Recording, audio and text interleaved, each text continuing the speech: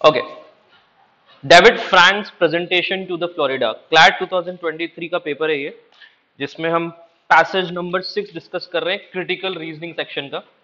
और याद रखना, अभी तक जितने भी तुमने पैसेजेस डिस्कस किए हैं सब में क्रिटिकल रीजनिंग का ये percentage of strengthening, loosening, summarising वाले क्वेश्चंस का ज्यादा रहा है। इसमें भी देखना पड़ेगा आपको कौन कौन से क्वेश्चन है, पर बाद में। क्रिटिकल रीजनिंग पहले हम रीडिंग करते हैं, फिर हम क्वेश्चंस पे जाते हैं, करेक्ट। और याद रखना, जितना मैंने एनालाइज किया है इन क्वेश्चंस के अंदर, आप किसी भी हाल में बिना थॉट ऑफ द पैसेज पढ़े नीचे नहीं जाएंगे क्वेश्चंस पे। थॉट मतलब क्लियर है, reading of the words is not important. इसमें कुछ ऐसी भी लाइन है जो समझ में भले ही ना आए, पर थॉट समझ में आना चाहिए। जिसको थॉट समझ में आ गया वो आंसर्स निकाल लेगा, क्योंकि बार बार सेम थॉट पे ही क्वेश्चंस बन रहे हैं। मतलब अगर सेंट्रल आइडिया पकड़ लिया तुमने, नीचे क्वेश्चन है ही नहीं सेंट्रल आइडिया के, क्वेश्चन है उनके फेवर में और उनके अगेंस्ट, बस इतना सा क्वेश्चन है। सेंट्रल आइडिया का क्वेश्चन आया था लास्ट पैसेज में जब हम समरी पूछी थी, ठीक है, वो भी एक लाइन की समरी सेंट्रल आइडिया ही होती है। तो बताओ मुझे, David Franks presentation to the Florida coastal School of law's faculty did not seem to pose a challenge. A law professor for several years, Frank was a, ये क्या कहना चाह रहा है? लॉ स्कूल है, नाम क्या उसका? Florida coastal school. कि लॉ फैकल्टी को वो एक लेक्चर दे, एक प्रेजेंटेशन दे रहे हैं, कौन? David Frank. तो इनके लेक्चर में कोई चैलेंज नहीं है, मतलब प्रेजेंटेशन तो नॉर्मल है। A law professor for several years, खुद Frank was finalist for the school's deanship, school की डीनशिप के लिए वो फाइनलिस्ट थे। एंड इनका हाईलाइट रहा 2 डे विजिट का, क्या? This hour long talk. तो ये जो टॉक उन्होंने दिया उसी को प्रेजेंटेशन कह रहे हैं, याद रखना। टेड वीडियोस में भी प्रेजेंटेशन को टॉक कहते हैं, प्रेजेंट ए टॉक। टॉक मतलब प्रेजेंटेशन ही होती है। In which he discussed his ideas for fixing what he saw as the major problems facing the school. Do you think that the passage is around Frank? No. Passage is not around Frank. Passage is not at all around the school. It is actually around law schools facing the problems of loans. है ना? Loans का problem वो अभी discuss क्यों नहीं किया, आप समझना। हर पैसेज के फ्लेवर्स होते हैं। ये फ्लेवर क्या है? स्टार्टिंग किसी और एग्जांपल पे करी और डेविएट कर दिया कहीं और। तो मैं पूरे पैसेज में पढ़ रहा था, स्कूल के जो डीनशिप वाले प्रोग्राम के लिए उन्होंने जो टॉक प्रेजेंट करी है, इसका कोई लेना देना नहीं है। सिर्फ इतना समझाया गया कि वो जिस बात पे टॉक चल रही थी उसके बीच में सेकंड पैराग्राफ आता है, कहता है कि but midway through the Franks presentation he was interrupted with Dennis Stone, president, schools president, entered the room and Stone told Frank to stop insulting the faculty and told him that he didn't leave. If he didn't leave the premises, security would be called. Frank packed up his belongings and left. तो बताओ, क्या first incident 2 paragraph में done? जिसका actual मतलब ये समझ में आया कि उनकी प्रेजेंटेशन में उन्होंने कुछ ऐसा कह दिया लॉ की फैकल्टीज को, जो वहां के प्रेसिडेंट, स्कूल प्रेसिडेंट को पसंद नहीं आया। तो उसने बोला कि आप या तो निकल जाओ वरना मैं सिक्योरिटी को बुला रहा हूं। ठीक है, वो निकल गया। इस इंसिडेंट का कोई लेना देना नहीं है पैसेज से, बिलीव मी। नीचे जाकर सिर्फ एक ही क्वेश्चन है, फर्स्ट क्वेश्चन जो इस पे बनेगा, बाकी 4 क्वेश्चन एक्चुअल थॉट पे है, जो थॉट अब आ रहा है। तो थॉट क्या है? What had happened? अब ये समझाने के लिए हम फ्लैशबैक में जा रहे हैं। Florida Coastal is a for-profit law school. What do you understand by for-profit? Private firm. Not for profit भी होती है प्राइवेट में, उसको एनजीओ कहते हो तुम। लेकिन याद रखना, ये फॉर प्रॉफिट लॉ स्कूल है, मतलब ये फीस भी चार्ज करेंगे और एक खुल्लम खुल्ला कह रहे हैं कि हम प्रॉफिट बनाएंगे। वैसे तो हर फर्म ही फॉर प्रॉफिट है। Even PC education is for profit firm. हमने कोई धर्मशाला थोड़ी ना खोल रखी है।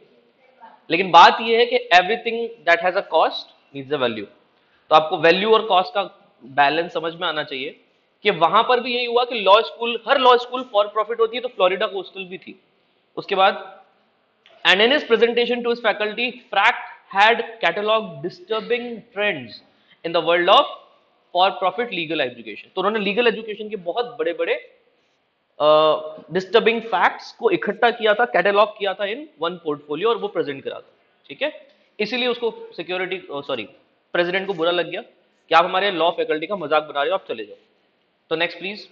This world is one in which law schools accredited by the American Bar Association admit large amounts of severely underqualified students. ठीक है, these turn students in turn take out hundreds of millions of dollars in loans annually, much of which they will never be able to repay. तो American bar association से ये accredited है, मतलब affiliated है। और American bar association जितने भी law schools affiliated है अमेरिका में, वो सब हैवी चार्जेस करते हैं फीस का। जो पे नहीं कर पाते उसके लिए लोन्स निकालते हैं, और लोन्स बेचारे इतने सारे लोन्स ले लेते हैं वो स्टूडेंट्स कि वो पे ही नहीं कर पाते। अब एक तो स्कूल फीस हाई है, लॉ स्कूल की फीस हाई है, उसका लोन भी हाई है, उसके इंटरेस्ट भी हाई होंगे, तो जब वो नौकरी चढ़ते हैं तो उनसे वो पे होता ही नहीं है। Okay fine, eventually federal tax payers will be stuck with the tab. नया फ्रेज है तुम्हारे लिए, लिख सकते हो, स्टक विद द टैब का मतलब stuck with the burden, over burden, नया चीज है, याद रखना। कभी भी लिखा हुआ आ जाए you are stuck with the tab, मतलब तुम पे बहुत सारा वजन वजन डाल दिया, ऐसे याद रख लो। टैब क्या होता है? टैब टैब टैब बटन होता नहीं क्या, उसमें 6-7 स्पेस एक साथ आ जाते हैं, स्पेस स्पेस स्पेस दबाओ तो टैब का बराबर होता है 6-7 स्पेस। आया? तो ऐसे ही मैं बताऊं, टैब भारी हुआ कि हल्का हुआ? अब स्टक विद द टैब क्या हुआ? बर्डन हुआ ना। तो इसका मतलब बताओ कि फेडरल टैक्स पेयर्स मतलब जो सेंट्रल टैक्स पेयर्स हैं उनका पैसा तो अटक गया। क्यों? क्योंकि उन्होंने तो लोन्स में फंसा दिया पैसा सारा, लोन ले लिया हैवी तो इंटरेस्ट नहीं चुका पा रहे, राइट? अब next, even as the schools themselves continue to reap enormous profits. तो स्कूल्स को तो फुल प्रॉफिट हो रहा है, लेकिन जिसको डिग्री दी थी उन लोगों ने वो लॉस में चले गए, उनका टैक्स पेयर का मनी गया, क्योंकि वो टैक्स भी पे कर रहे हैं और इधर से लोन की किस्त भी चुका रहे। आया क्या? Next, Florida Coastal is owned by Infilaw System, a corporate entity created by Chicago-based private equity firm. तो शिकागो में एक प्राइवेट इक्विटी फर्म है, उसकी एक कॉर्पोरेट एंटिटी है क्या? इन्फीलॉ सिस्टम्स, और उसने इस फ्लोरिडा स्कूल को खरीदा हुआ है। तो अब मुझे बताओ, Infilaw brought Florida Coastal around the same time that a set of changes in federal loan programs for financing graduate and professional education made for profit law schools tempting opportunities। ये line ही है अपना main idea of the passage. जिसने ये line समझ ली उसको पूरा समझ में आ गया। ध्यान रखना, इसमें प्रेजेंस ऑफ माइंड बहुत जरूरी है, क्योंकि कुछ वर्ड्स हैं जो क्लैश कर रहे हैं। एक सांस में मत पढ़ना, समझ में नहीं आएगा, तोड़ तोड़ के पढ़ना, आराम से सुनो। Infilaw bought Florida around the same time that a set of changes in federal loan programs for financing graduate and professional education made for profit law schools tempting opportunity। समझे क्या? कुछ ऐसा घपला हुआ है कि it is something like demonetisation लगा और इधर पेटीएम लॉन्च हो गया। आया कुछ समझ? कैशलेस इकोनॉमी का मोदी जी का फोटो और पेटीएम बोल रहा है आइए पेटीएम डाउनलोड करें। मेरी बात समझ में आई क्या? गवर्नमेंट स्कीम और प्राइवेट स्कीम का कुछ ऐसा मैच बैठा है कि फ्रॉड की बू आ रही है। क्या हुआ यहाँ पे? यहाँ पर फेडरल लोन स्कीम, मतलब जो सेंट्रल बैंकर्स की लोन स्कीम है, जैसे आरबीआई का बैंक है अपने यहाँ पे, तो वहां पे फेडरल बैंक होता है, उसकी लॉ स्कीम में कुछ चेंजेस हुए, और एट द सेम टाइम इन्होंने कोस्टल स्कूल को खरीदा। फ्लोरिडा कोस्टल स्कूल किन्होंने? ये, हाँ ये इन्फी लैब ने। समझ गए माजरा क्या है? तो इन्होंने बोला कि यहाँ पे इतने सारे एडमिशन्स होंगे, अपना लोन यहीं से करवाएंगे और उससे प्रॉफिट बनवाएंगे। तो बेसिकली उन्होंने यहाँ पे खरीदा क्योंकि उनको दिख गया था बहुत सारे एडमिशन ये करवा रहा है, और उसी समय कुछ फेडरल पॉलिसी में चेंजेस होते हैं। वो चेंजेस क्या होते हैं सुनो। In 2006 the federal direct plus program, याद रखना प्रोग्राम का नाम क्या है, federal direct plus loan program. तो फेडरल मतलब समझ गए ना, सेंट्रल बैंक की बात हो रही है, मतलब सेंट्रल गवर्नमेंट। तो गवर्नमेंट इन्वॉल्व है इस प्रोग्राम में, कह रही है, वो चेंज हुआ। Allowing any graduate student admitted to an accredited program to borrow the full cost of attendance directly from the federal government। पूरी फीस कौन देगी? फेडरल गवर्नमेंट देगी, ठीक है। उस लोन स्कीम के तहत, लोन प्रोग्राम के तहत, this program limits neither the amount that a school can change for the attendance.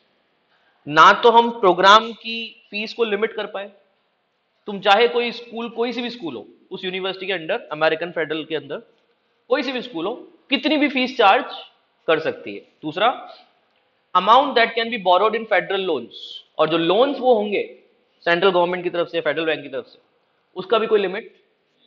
तो बात समझ में आई क्या? अगर फीस है 5 लाख की और लोन लिया आपने 10 लाख का, ट्यूशन फीस के अलावा बहुत सारे खर्चे होते हैं, राइट? तो ना 10 लाख पे लिमिट है ना 5 लाख पे लिमिट है। आया?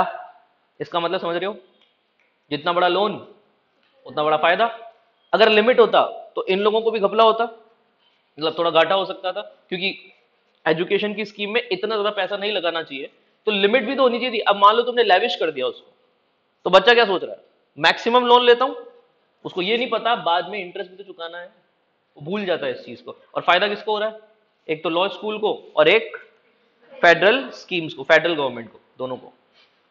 अब बताओ इसके बाद क्या लिखा हुआ है, since private equity firms seek to maximise profits and returns on investments, this is for private equity firm a remarkably attractive arrangement. कितना अट्रैक्टिव अरेंजमेंट है ये प्राइवेट इक्विटी फर्म के लिए, उनको तो मजा आ रहा है इस चीज में। आगे देखो, the investor get their money upfront, जो इन्वेस्टर होगा उनकी कंपनीज में उसको पैसा अपफ्रंट मिलेगा। अपफ्रंट मतलब डायरेक्ट, कैसे, in form of the tuition fees paid by the student loans. क्या स्टूडेंट लोन्स को टाइमली डेडलाइन पे फॉलो करना पड़ता है? तुम्हारे पास ऐसी कितनी इन्वेस्टमेंट स्कीम है जिसमें श्योर रिटर्न आएगा, पर इसमें आएगा। क्यों? क्योंकि टाइम टू टाइम लोन्स पे होंगे by the fees of students. इसका मतलब जब फीस डिले होती है तो लोन डिले होता है ना, तो यहां पे जिसको रीपे कर रहे हैं वो लोन, वो खुद प्रॉफिट बना रहा है और अल्टीमेटली स्कूल्स भी प्रॉफिट बना रही है। और ये सबसे बड़ा प्रॉफिट कौन बना रहा है, वो इन्फी वाली, इन्फी लैब, क्या नाम था, इन्फी लॉ सिस्टम। ठीक है, आगे देखो, अपफ्रंट प्रॉफिट मिल रहा है उनको। ठीक है, meanwhile any subsequent default on those loans is somebody else's problem. फिर कोई डिफॉल्ट होता है, मान लो किसी ने पेमेंट नहीं दिया, तो किसी और की प्रॉब्लम है। काहे? क्योंकि बच्चा पेमेंट नहीं कर पा रहा तो बच्चे की प्रॉब्लम है, हमारी प्रॉब्लम, हमने तो सिर्फ लोन दिलवाया था। आगे देखो, in this case federal government, इस केस में किसका किसका बड़ा प्रॉब्लम है, फेडरल गवर्नमेंट। मतलब ना तो लॉ स्कूल जिम्मेदार है ना इन्फी लॉ वाले जिम्मेदार है, जिम्मेदार या तो है सेंट्रल गवर्नमेंट क्योंकि उनकी स्कीम के थ्रू पैसा मिला था अनलिमिटेड, या फिर कौन जिम्मेदार है, डिफॉल्टर कौन है, अपना कस्टमर या फिर अपना स्टूडेंट। तो देखो स्टूडेंट ने हाथ खड़े कर दिए तो जिम्मेदार कौन है, गवर्नमेंट, क्योंकि गवर्नमेंट की स्कीम में चेंजेस हुए थे, याद आया क्या? तो ओवरऑल जो नेटवर्क है मिडिल मैन से, और घपला या तो टैक्स पेयर का हो रहा है या फिर किसी स्टूडेंट का हो रहा है। आया? ठीक है, this situation from the perspective of investors in higher education comes remarkably close to the capital dream of privatising profits and socialising losses. Important line, ये ड्रीम किसके क्लोज आ जाता है, प्राइवेटाइजिंग प्रॉफिट्स, प्रॉफिट्स को तो क्या कर दो, प्राइवेटाइज कर दो, और लॉसेस को क्या कर दो, सोशलाइज कर दो।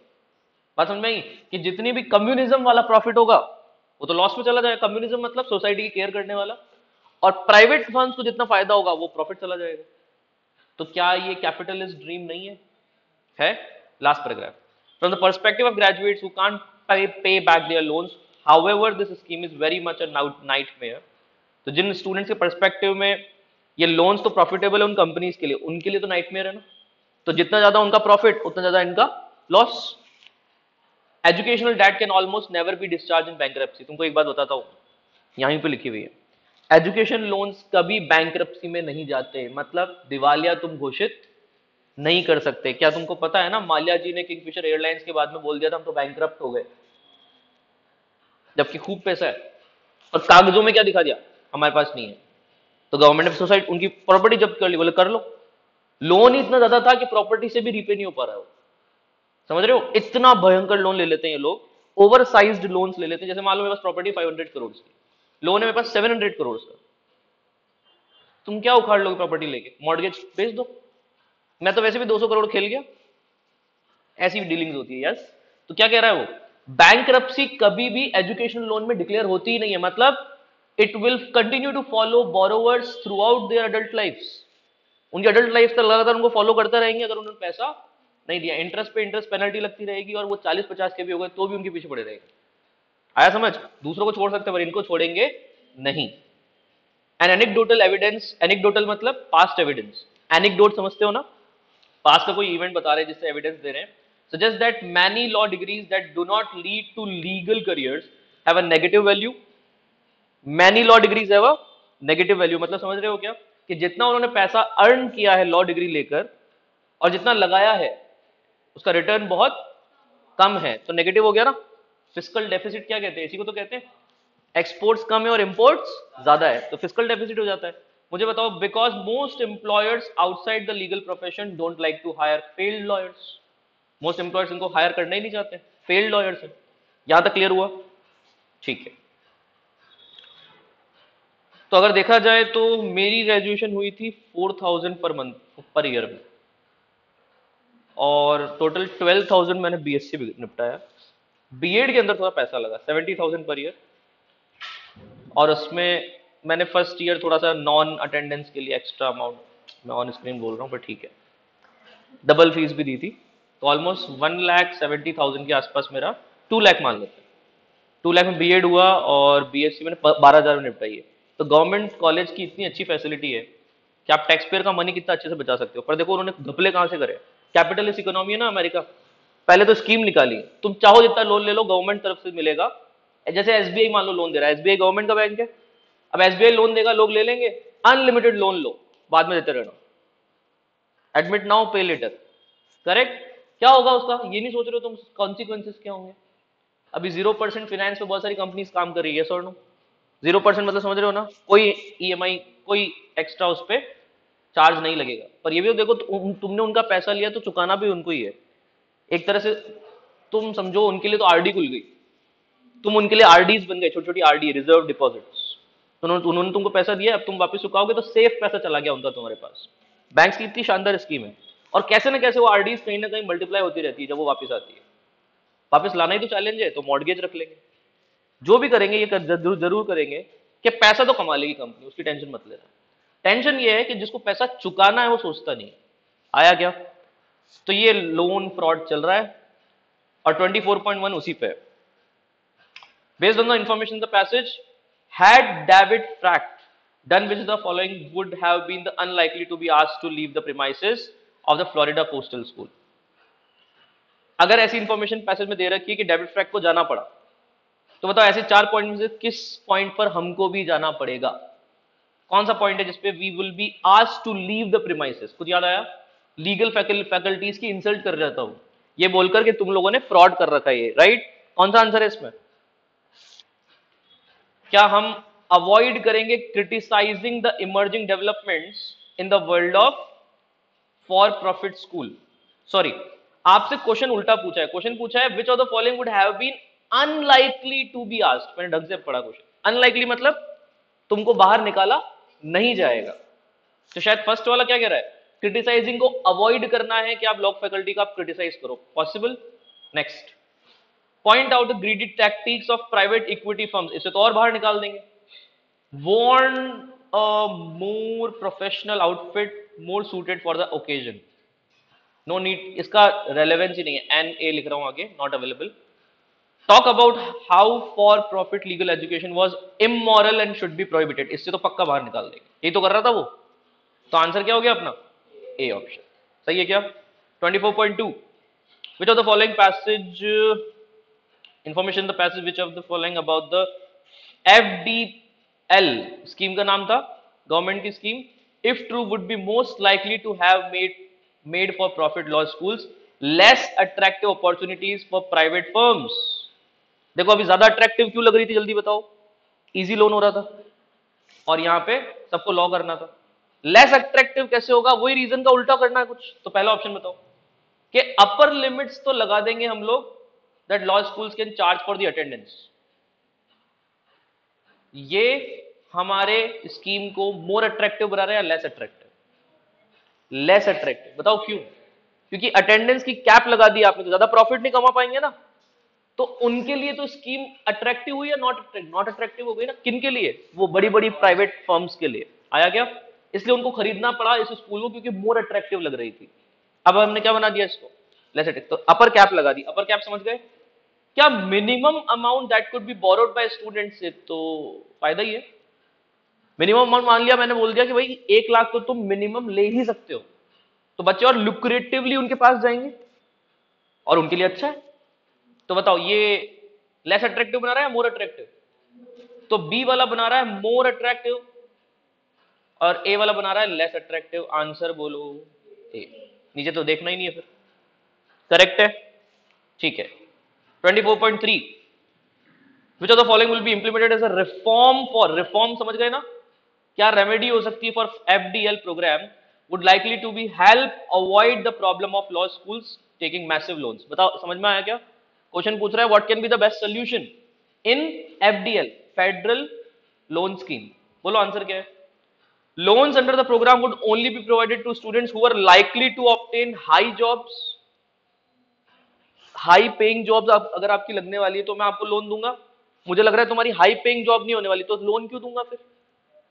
प्रॉब्लली ये सही बैठ रहा है क्या? यस और नो? सोचो तुम्हारी मेरिट बैकग्राउंड इतना वीक है तो भी तुमको लोन मिल गया, तो गलत है ना ये तो? लोन उसको मिलना चाहिए जिसका मेरिट बैकग्राउंड अच्छा है और उससे एक्सपेक्टेशन के रीपे भी करेगा। ए वाला क्लियर?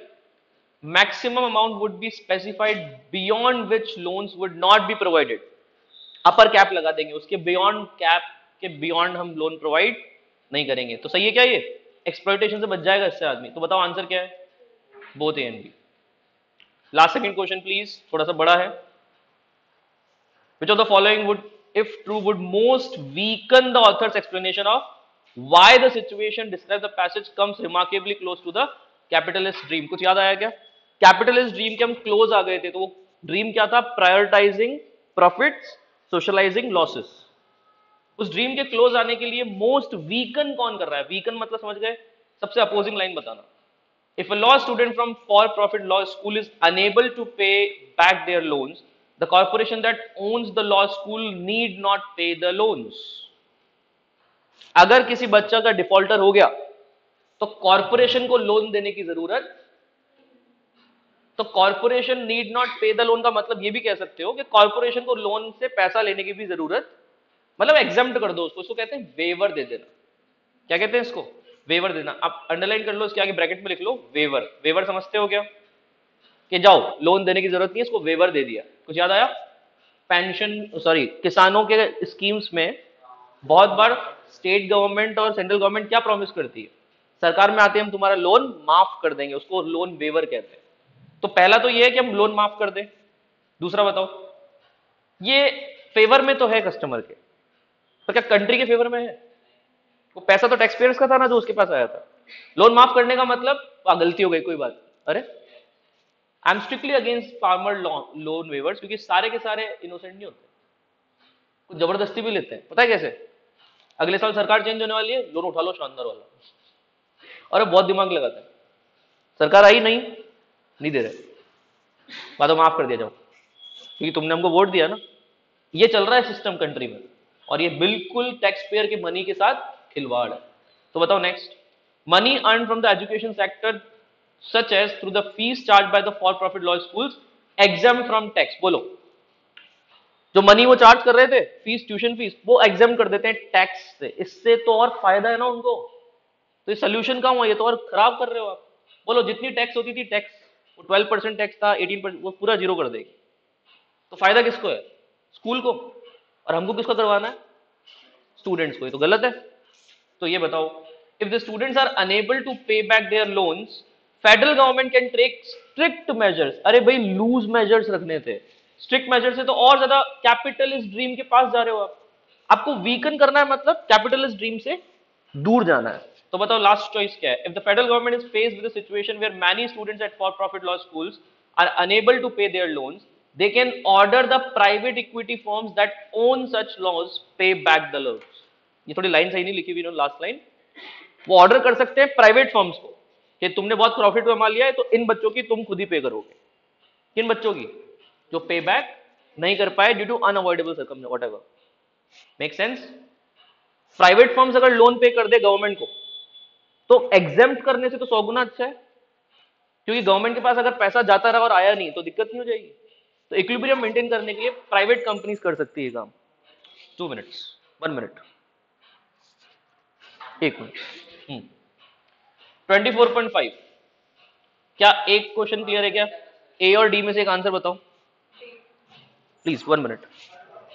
ए और डी में से एक आंसर देखो। डी इज बेटर देन ए, पर अगर डी नहीं होता तो एग्जाम्प्ट वाला ठीक है। आया क्या? तो answer should be D option. Clear है क्या?